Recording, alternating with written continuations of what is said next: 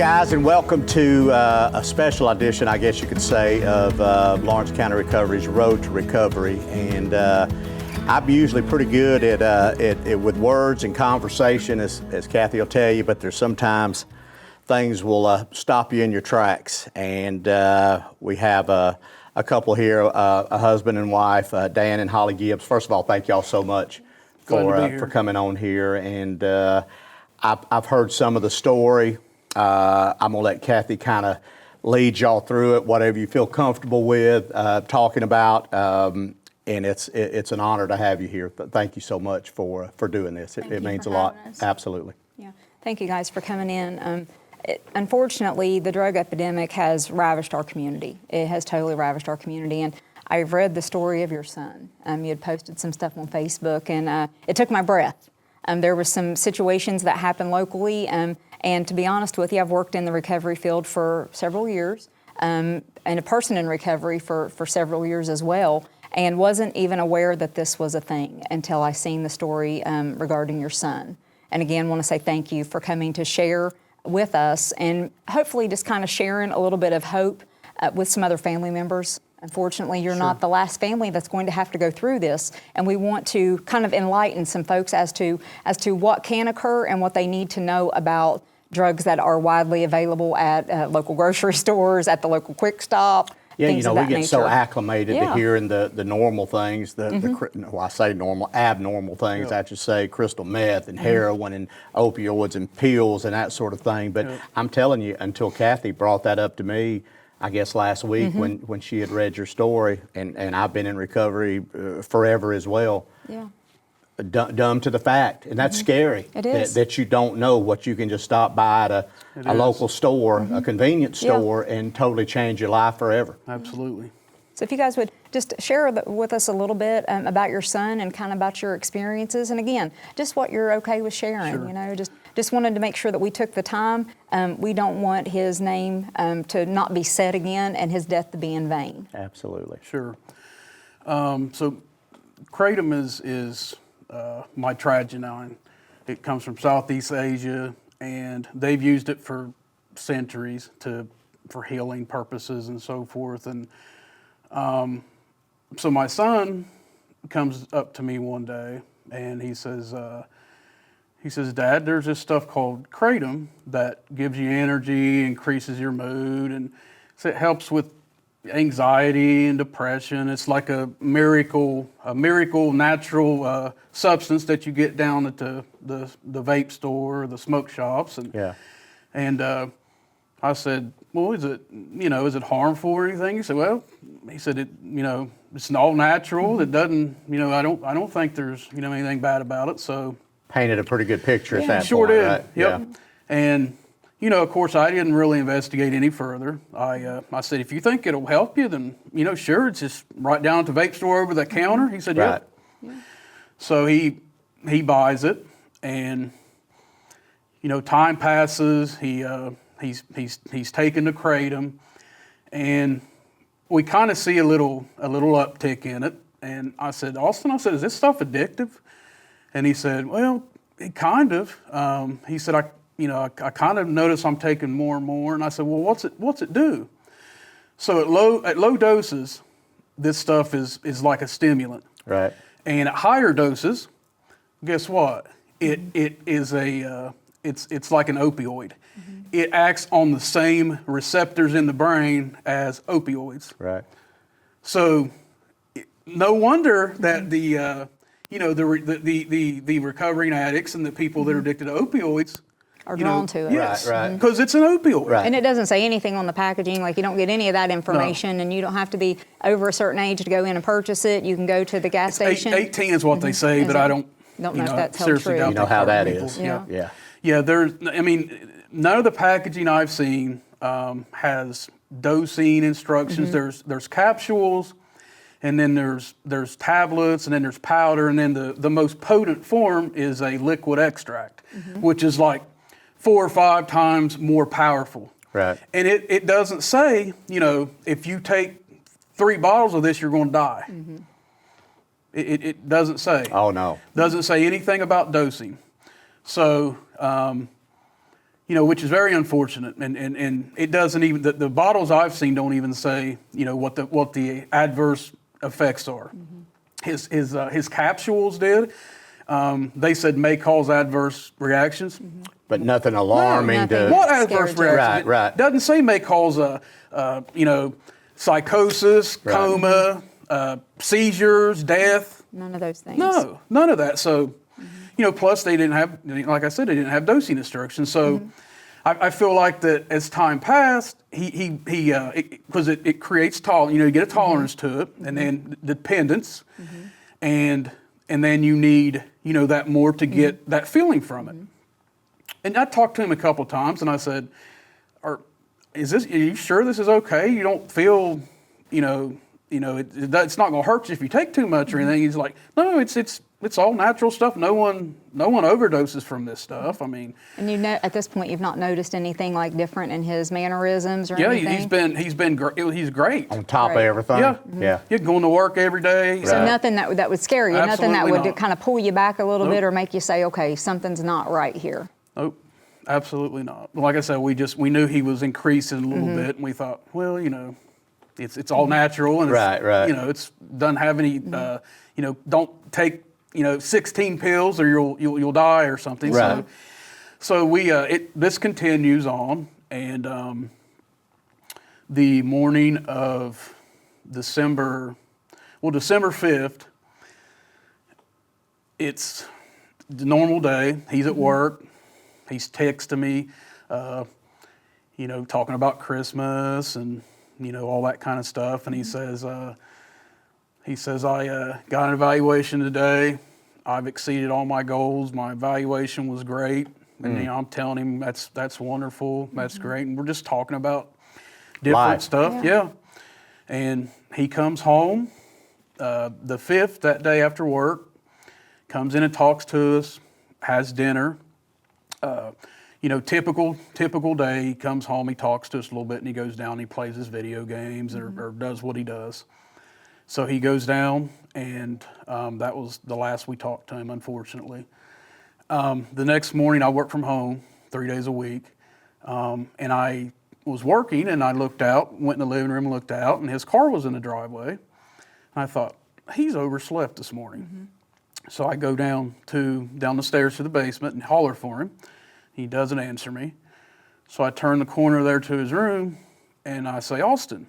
And at that point, I don't know what's going on. I just see him laying there, and I'm like, he's passed out or something. What's going on here? So I go over, and I flip him over, and it's the most traumatizing experience I could ever experience in my life. Oh, I, I can't imagine. nope. No words. Flipped him over, and he was already stiff. He had laid there for several hours, so a lot of his skin was purple. And obviously, I just came unglued. I mean, I just totally lost it. I didn't know what to do. I was just hysterical. Didn't know. I had people calling me saying, you called me this morning. What'd you call me about? I'm like, I was just dialing stuff on my phone. I didn't know. Sure. I didn't know anything. I didn't know what had happened. So I contacted 911, and they come and they come in, and of course they pronounce him dead, and they ask us about, what can you tell us about, I said, well, he's not on anything except this stuff called kratom. And Now, this time you said that like the current coroner and a lot of medical people, personnel, they have no idea what this is at this point, right? So you're really, at this point, starting the education process of the people, the medical facilities and things of that nature. Yeah, the coroner's there, and he's asking me questions, and I think a couple of the officers did, and they said, so, what's kratom? And I said, you don't even know what it is? And I said, no. And so they said, oh, okay. So, they take him, and they take pictures and all that kind of stuff, and then they take him, and it's probably, they did a mouth swab for his toxicology, and a couple days later, the coroner calls me and he says, He says, man, he's clean. He said, there's no drugs in his system at all. No illicit drugs at all. No. And I still at that point, it wasn't really dawning on me. I was like, what happened? Did he have a heart attack? Right. And the coroner said, buddy, I don't know. He said, we'll have to send him off for an autopsy. Also, you know, the officers that were there, you know, they didn't know what kratom was, like they hadn't experienced it either. I had no idea what was about to come, what's happening in our community. It's been a silent killer. Yes. And it's been a silent thing that sits on a shelf at a drugstore and at a gas station, and people are just picking it up and using it, not having any understanding of what can happen. Yep. So the coroner, this autopsy, it took 8 weeks, 9 weeks or so. I can't imagine what you went through during that time. Yeah, they had to do special tests for the kratom because they don't normally test for it. So it finally comes back, and it was the cause of the death, the sole cause of the death was mitragynine kratom intoxication. There was no other drugs in his system. It wasn't a heart attack. There was nothing wrong with his heart. It was simply too much. Huh? Yep. And it said days. So it wasn't like he took too much that night. Just it was like it built up in his system. Right. He had absolutely no clue. You know, we got all the what ifs. So you know, if he would have thought something or felt something, he'd have came upstairs and told us. Right. He had no clue. He didn't have a clue that was going to happen. You know, he was downstairs by himself. No one to try to get something to Narcan him or call 911. And it wouldn't have helped in this instant. I'm a big pusher of Narcan. I always, tell people, like, have Narcan on you. We live in the country. If you have somebody that has an overdose of something, and it's an opioid, Narcan is my go-to. And in this instance, I mean, there was nothing that could have been done at that point, right? They actually say there hasn't been a lot of research or situations with it, but they do say that Narcan has helped with kratom overdoses. Really? Simply because it works on those same reactors in the brain. Works on the same opioid, so the receptors in the brain, so it's going to then open them up and tell them not to take that, just like it does to the absolutely. opioid. I can't imagine what you and your wife have gone through since then. I can't imagine the number of hours that you've spent now educating yourself, reading probably 2 and 3 and 4 times to know as much as you possibly can about this substance. Constantly, daily. And I can't imagine the efforts that you're putting out there to educate other families. And I'm gonna tell you, I was driving down 3rd Street the other day in town, and they have a smoke shop there now, and I see this sign. Oh, yeah. And it says kratom, and I nearly stopped in the middle of the street. Or run your car through the front window of it. Yeah, just personally, and then because I had no idea, and then I'd read your story on Facebook, and I was just like, this right here on 3rd Street, like the sheriff's office is 3 blocks over. Yeah. I mean, my 19-year-old daughter can just pull right up there and get it. Exactly. It's mind-boggling, and it's that accessible. It's a multi-billion-dollar industry. Oh, yeah. There's all the advocates of kratom, the AKA, it's the Kratom Association. They've got there's tons and tons of misinformation and things online that says there's big groups that say you can't overdose on kratom. It's impossible to overdose on kratom. A lot of the overdoses have had other substances because that's just people overdosing. In association with it, they've taken something else and that along with it. And that's but what in your son's case, it was right. Exactly. Yep. And there's just so much out there, and it's kratom is actually banned in 6 or 7 states. Really? Yes, it's banned in some countries. It went through legislature in Ohio to become a controlled substance, and it got so much pushback that they waved it off and they backed off. That's how much power the Kratom Association has. They backed off from it. So had they made that a controlled substance, my son would still be here. Because it wouldn't have been readily accessible, and then they would have had to pull it from the shops and stuff. So I'm sure, without saying, this is probably your mission in life now. I'm sure that this is something that you're very, very passionate about, obviously. How old was your son? 25. And what was your son's name? Austin. Austin. There's, first of all, commend both of you, for coming here. there may not be 5 people watch this thing, but boy, if one of them 5 watch it and take heed to what you guys as parents have been through, you know, we were talking outside, no words, dictionary doesn't make any to console you anymore. But if, you know, people have to be cognizant of the littlest things. Like you said, you're thinking, hey, man, if it's legal and you can get it at a vape shop, it can't be that detrimental to one's health. No. And now here we sit. And it doesn't seem fair. No, absolutely. It's not fair. It's you know, you got all the people that's you know, that don't really aren't trying to get off, and they're on fentanyl and all those pills, and they're getting Narcan, and they're you know, and here my son is, you know, just taking this kratom and overdoses and dies from kratom. Yeah.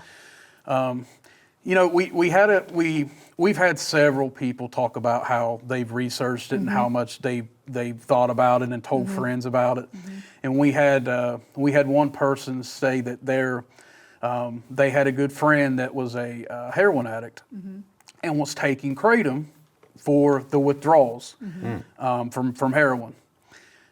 She told her our story, and this lady checked herself into rehab for kratom because she was so terrified when she heard our story. She went and checked herself in to get off the kratom.